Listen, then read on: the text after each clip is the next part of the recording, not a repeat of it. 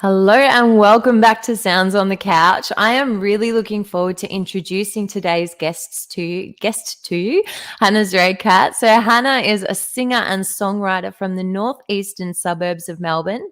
She is a music teacher by day, a renegade composer, singer, songwriter, and a martial artist by night. Her compositions and songs have been performed both locally and worldwide, and she has also composed and conducted for organisations such as the Australian National Academy of Music, the Australian Children's Choir, Creativity Australia, and the Ballarat Symphony Orchestra. Today, she's joining us to talk all about her latest 2 singles and an upcoming album. So I know you'll love what she's got to share, so I won't keep you waiting any longer. Let's bring her up. Hello, Hannah. Hello. Can you see my face? Yeah, you can hear me properly and see me and everything's good. Absolutely. Yeah. Thank you so much for joining us today. Pleasure. Excited to be here. So let's just start maybe would you like to tell us a little bit about your background and what it was that first got you into music and inspired by music? Yeah. My dad's a musician. So as a child, I used to play music with my dad. And we had a piano, like an old organ at home that I used to play on when I was a kid. And then when I was 5, I begged for piano lessons and never looked back. So I always loved to sing, always loved to play piano. And then it's just always been a calling, I guess. Yeah, no, fantastic. And I know that you've also been doing a lot of social media type things where you've been sharing a lot of your piano music along, like going back to some of your old songs. Yeah. Yeah. Would you like to maybe tell our audience a little bit about what you've been doing? Sure. Thanks for watching those, Karen. That's cool. You know, we're one of the people on the stream. So I'm releasing an album in January, and it's the first album that I'm releasing. And in, I guess, preparation for that, I've been once a month or once a week, depending on how excited I'm feeling about it. I've been releasing some music that's been from my old songwriting books and chatting about the context, because I've found that it's really difficult to separate the music on the album from the context of my life that I was writing them within, which was over 10 years ago. So I was a teenager, lots of change. I think I was about to finish high school. So just going back and chatting about how the compositional style has changed, what types of other elements were involved in the writing process. And it's been really fun. It's been super fun. Yeah, oh, that's great. And so how do you think that your style of songwriting and composition has changed over the years? Well, I've certainly matured as a person. Yeah. So that changes things. And I was chatting about this with someone the other day. I've found that as my life circumstances have changed, I use music as a way of processing what's going on in my life. And within those 10 years, I became a parent. I stopped being a student, just lots of things that are involved in growing up. You know, we sold the house that I grew up in, parents separating, nothing that's particularly life-changing other than the children. That's pretty life-changing. But I guess for me, music is a way of processing. And as the things within my life was changing and as my personality was mellowing into those things, because I guess you can't be a hard person and adapt to things, right? What do you reckon, Karen? But if you've got lots of things changing in your life and you're really rigid, do you find that things change all the time? And in my experience, it definitely changes my songwriting as well. Yeah. So having to soften as a person, it actually has had an impact on my songwriting style. So the songs in this album are quite punchy and poppy and upbeat and very kind of bright colors. If you're someone who associates colors with music, lots of yellows and blues. And I think now, you know, and then after that, it transitioned into more flowy acoustic stuff. And then now my music that I'm writing these days is quite dreamlike and almost, just very atmospheric, as I've kind of stopped being so structured about what it is that I'm doing. So it's been an awesome process. Oh, great. And I mean, you said that you had, you're a mother now, which is amazing in itself. But how do you find that music comes into that? Like, do you get your children involved with the music side of things? Yeah, it was fun during the lockdown. There was an Irish music session that I was joining in on online they ran it once a week, but I was kind of really jumping on once in a while. But I'd jump on with my 6-year-old daughter, and I'd put her on the headphones. I don't know if you can see the keyboard behind me or if people are listening to just the voices, but she would jump on the keyboard with the headphones and she would just play and no one else could hear her, but she could hear herself and she loved it. And I think she liked the aspect of her playing on the keyboard and me playing on the flute. And the oldest, he plays the cello. Youngest is too young to really do much, but sometimes I get him up with me on the piano and we have a bit of a play. So yeah, we do play music together and lots of singing together. Lots of songs. Amazing. And what does your creative process look like when you're putting together your own songwriting now? Now I literally do it as an escape, I guess. Yeah. I sit at the piano and I just play. And it used to be very structured. I used to sit with the notebook and I used to think, okay, here's my chorus, here's my bridge, here's my verse. Not in that order. Yeah. Not in that order. But I'd be very structured about it. Whereas nowadays I just kind of sit and I just play and I like to just improvise the piano. And to be honest, I haven't written much vocal music lately. Not much words. It's been mostly instrumental. Just playing. Yeah. It's really satisfying. Yeah, no, it sounds very therapeutic. It's amazing. Absolutely. Yeah. Very good. And so let's talk about your songs. So you've recently released, sorry, I'm getting tongue-tied. We've recently released 2 songs. Would you like to tell us a little bit about what they are and what sort of inspired you to create those? Yeah, it's actually 4 songs now. I think when I emailed you for the interview, it was 2. Great, even better. Yeah. Do you want me to talk about the 2 or I can talk about the 4? Yeah, let's just start with your favorites and see where we go. Favorites. Well, the most recent one is the latest single is one called I'll Get There. And it's a song about having aspirations and having big dreams and not quite knowing how to reach them, but just trusting that eventually things will fall into place and we'll get there. The next one was a song called Bad Company, which that one's probably my favorite of the 4 that I released. Bad Company is a punchy song about getting involved with people who aren't that great for us. I don't know if anyone has experienced. I'm sure many people can relate to that one. And Superman was another favorite, probably because it's the most different. That one's a really stripped back song with just piano and vocals. And it's about feeling empowered within ourselves to make change in the world that we can, just in our everyday lives. And Black Balloons, which is the single that the album is named after, is about feeling disenchanted with the negativity in our lives and kind of wanting to make a stand against that by just choosing other things. So that's the rundown of the 4 singles, and they're all on the album. Right, excellent. And so what inspired you to put together the album? That's a really good question. I keep journals. I keep diaries, and I really liked the idea of putting together, mostly for me, the albums are for everyone, and I think they're really good and worth listening to. But for me, I liked having these almost musical journals and collections of the different periods in my life. And so Black Balloons is the first of a collection of about 4 that I've got ready to go for the next kind of few years. And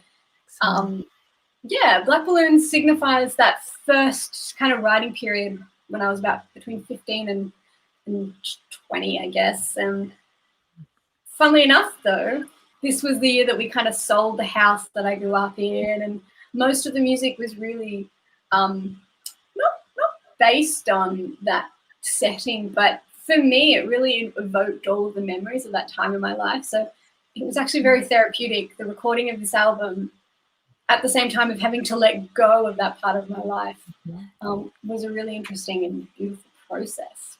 So serendipity. No, that's amazing. And so what has the process looked like as you've put all this together? Well, in a practical sense, it was going into the studio, hiring a band, getting to know the guys who were playing the music. That was really fun. Had fun workshopping all of the music. We workshopped it in a day, and then we went back to our separate places. I think the band lived in Sydney, so they recorded their bits, and then I recorded my bits. So we got together and workshopped it in person. And then it was quite handy, actually, with all the lockdowns that we were doing it remotely, because otherwise it probably wouldn't have worked. So how did you find the band? How did you all come together? This is a great time to mention Pivotal Music Melbourne and my amazing sound engineer, Josh. Pivotal Music, they've got their own band, I guess, so I didn't have to source any of the musicians. I just asked them, have you got people who can play? And they said, yes, we love your stuff. Let's absolutely play on the album, and we went from there. Yeah. Excellent. And by the way, I'm using Pivotal Music for my own as well. So I'll just put that out there for everybody. Right. They're great. But don't get too busy. Don't everyone rush over there at once. But that being said, I also have to mention Troy. So Troy was the guitarist who you can hear doing all of the solos, and he played in the band with me when we were teenagers, and I specifically wanted his sound and his energy on the album. So he's added an extra layer, extra dimension of fun there. Oh, fantastic. And so once you've got that technical sort of side in place, what has the releasing process been like for you? Horrendously difficult.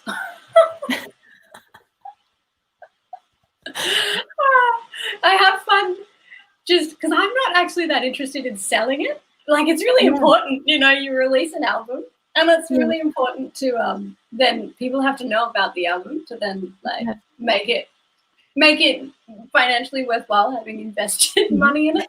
But I just kind of want to play. So now that the album's done, I've almost moved on. So I'm not actually interested particularly in now releasing. So I've got someone on board helping me, Bianca from Renegade Records, and she's doing all of the release. So it's nice. I get to sit back and let her do the release work. But I still have to talk about it. I have to have conversations, and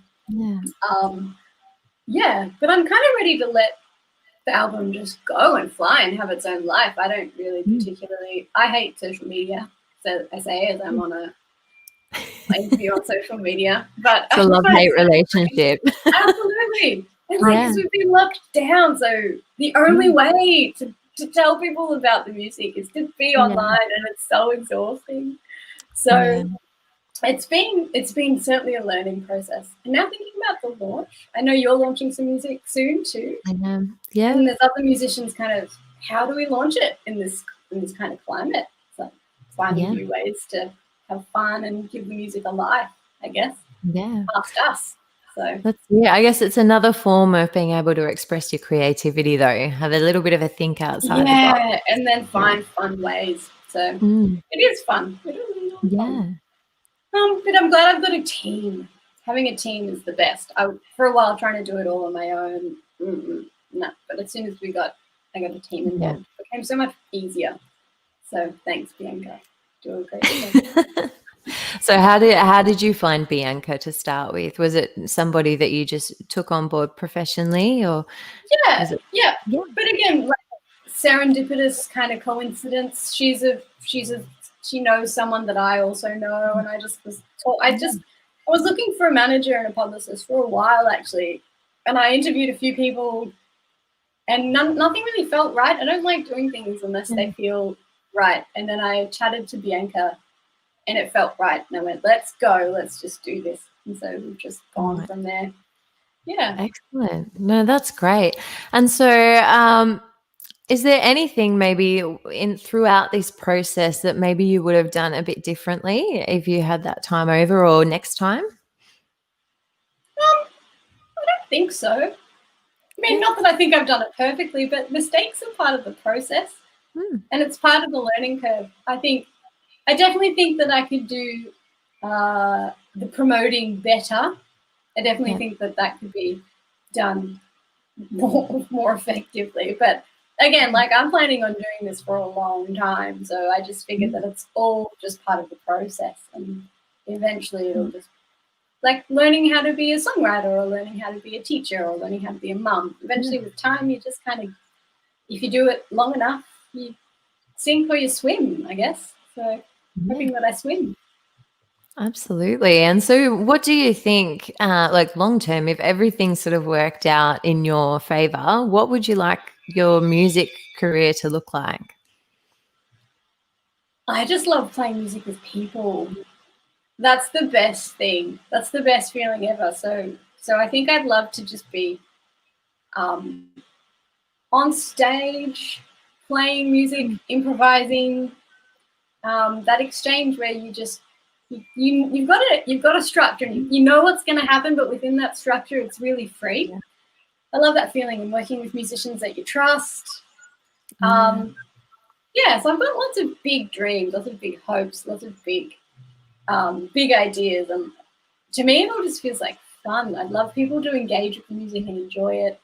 I love getting responses from people when they hear the songs, and I mean, last week I got a response from someone saying, "Thanks for releasing this Christmas track. It's so relaxing. I've got a client, this woman's a nurse, and she was telling me she had a client who was a patient who was quite anxious that day, and she was playing the music, and it was managing to calm both of them down so that they could do their and that was just, so touching for me, hearing how music actually has a real impact on people's lives. It's very special. Absolutely. And I mean, there is so much research out there about how much of an impact music makes when people are unwell, or whether, whatever they're going through. It's amazing. It's easy to forget, hey, when you're in the middle of the writing and recording process, because you just kind of get stuck in your own head. Unless you go out and interact with people, it's really easy to forget. Yeah. No, great. And so what have been some of the biggest challenges that you've had along the way? In this particular album, or just in general? What do you think? Throughout your musical journey. I'm going to just say perfectionism. I understand that completely. So what has perfection looked like for you? Absolutely self-criticism, like 100%, like incredibly harsh in a dialogue, and sometimes really good because it pushes me to just keep reaching beyond what I thought I was capable of, because you're always kind of looking for the next bit, how you can be better at this, how you can be better at that. But I guess there's ways of doing that are actually constructive and healthy for you, and then there's ways of doing that are really self-destructive. So walking the line and the balance between those things. And how do you think that that's held you back? I guess it certainly stopped me from taking a lot of risks, or maybe risk isn't the right word, maybe chances. It stopped me from taking chances. I guess it stopped me from building connections as well, because like often I would say to myself, no, I won't talk to this person about my music or what I'm doing or what I'm learning, because I'm not ready yet. It's not good enough yet to show anybody. So and even learning, I won't go ask this person for advice because I'm not good enough to receive. That makes no sense at all, but it was a thing. It's definitely a thing. So overcoming that and becoming, it's still nerve-wracking. I still get anxious about asking for help, but I am asking for help now. And it's certainly made things easier. Yeah, no, I think that it sounds like this journey has sort of pushed you to sort of get past that a bit, which is great. Yeah. So if there are any audience members that are watching this that struggle with similar things, what would you say to them? Just remember to be kind to yourself. And remember, I think the other thing is remembering why you're doing the music in the first place. because if it's only motivated by external response, then you've kind of got a problem, because not everyone's going to like your music, and you're going to get bad reviews. You're going to get like one view on your YouTube video and you're going to feel crushed for a while. You know, that all of that stuff happens. So I guess remembering why you are doing it, and I don't think musicians are ever doing it really for the external response. Like, if you're doing it, you're trying to express something. If you're a writer, gosh, you're writing something that's coming from inside of you. So yeah. But I think someone there's is also always resonate. No, it's hard to tell a delay. I know. I think there's a little, there's a part of us that so often is afraid to be able to share that part of inside us as well, though. There's that vulnerability of sharing something that is potentially quite deep. And so I think there are a lot of musicians that do struggle with that aspect. If there are musicians there like listening, I would love to hear your stuff. I've got some musicians that I work with, and I'm a vocal coach, but I've got a lot of students who are songwriters, and I talk about this student all the time.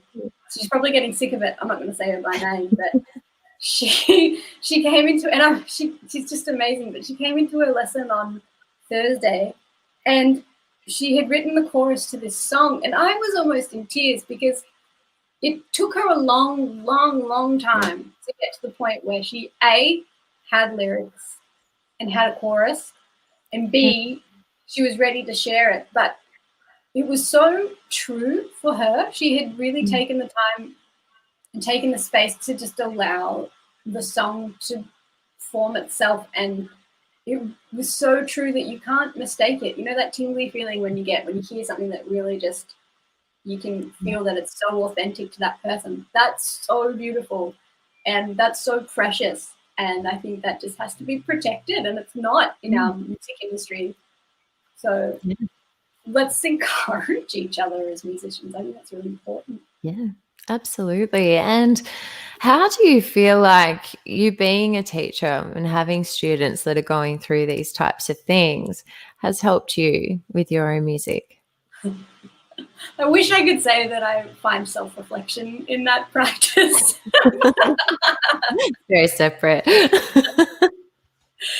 I'm not, I wish I could say that I look at my students and I see myself. And sometimes I do, but I don't often then apply the same. I'm really kind to them. Give them lots of encouragement, and then to myself, I'm like, that was terrible. You can't play. You can't sing. So, look, I could say that it's helped me to be easier on myself, but that would be a lie. But it has helped me. It's helped me listen differently to music, I think. Yeah. Yeah. Oh, great. It's amazing. And so sorry, I'm losing my place. What do you have planned for the near future? I know that you're releasing your album. What about beyond that?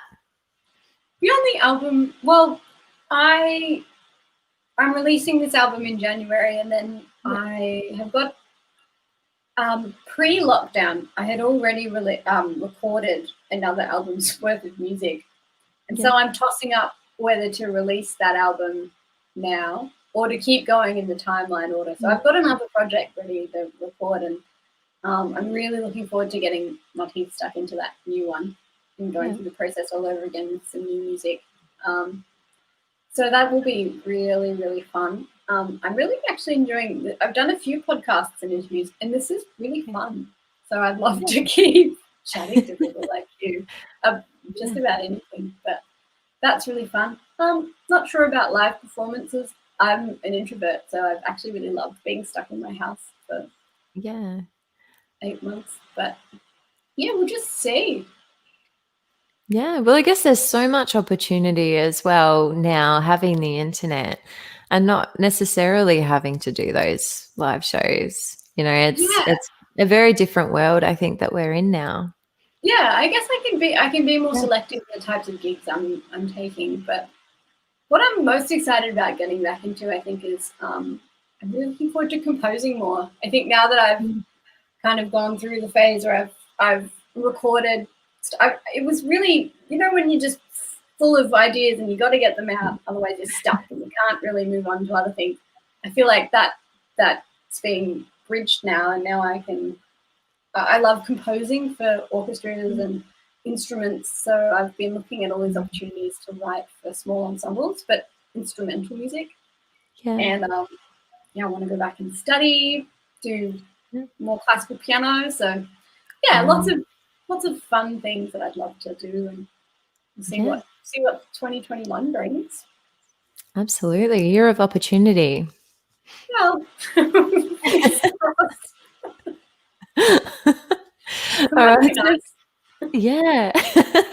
So from your experience, what advice would you give to any aspiring musicians that might be watching you? I'd say just really try to write stuff that's true to yourself. I don't think it has to be original, but I think it has to be true. Like you can have something that's really authentic but quite conventional, I guess, but it's still really powerful. So I know for one, that's always what I'm listening for in music. So I love it when I feel like someone's really being authentic in their writing. It doesn't even have to be, well produced is really nice. Yeah. Musically, if you're musically quite not necessarily talented, but if you're able to play well and sing in tune, that's a bonus. Yeah. Important, I guess, really. But yeah, I know I'm always listening for authenticity in the writing, but yeah, just keep at it. It's just a process. Yeah. Absolutely. Is there anything else that you'd like to share before we finish up?